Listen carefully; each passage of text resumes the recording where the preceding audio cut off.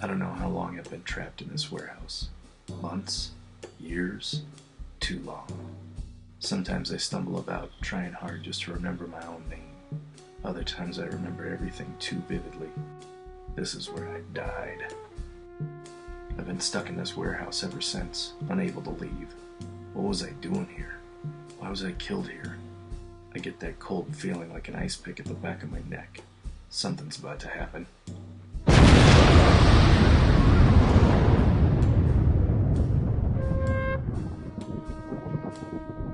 And like that, the world I've been trapped in since I died was gone. I recognize the street signs, but where the hell am I? When is this? I liked Buck Rogers as a kid, a guy frozen in time who wakes up in the future. Seemed great then, but not so much now. How long have I been gone? Everything is familiar but different. These are cars? This is how dames dress? Dames. Maggie. Is she still around here? Is she still alive? I have to find her. Her house is still here, but it's her granddaughter, Selena, lives there now. Maggie's alive. The hospital is more Buck Rogers science than I can understand, and there's ghosts everywhere. Amidst all the confusion and chaos, I can feel something tugging at me. Another ghost. Who the hell is this guy? I'm Henley Styles. What did you do when you were among the living? I fought in the war. I was a cop but got kicked off the force, so I became a PI. What do you want? You are special. Something is keeping you bound here.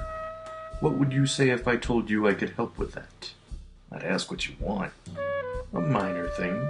Tell me, do you remember how you died? It was a murder case. That was it. No, not murder. Slaughter. The Feinstein kid had been cut up like a pig and had his organs yanked out. The cops didn't like Daddy Feinstein, so my pal Fred put me onto it. I'd come here to check out the crime scene, and then... He was a big fella, all right. Fast for such a big guy. His hands hit like cinder blocks. Felt like it was fighting a brick wall. He wasn't human. Not unless you know someone can take 4 slugs from a 45 and a knife in the neck and keep swinging like Joe Louis. And there was something else there. Something worse.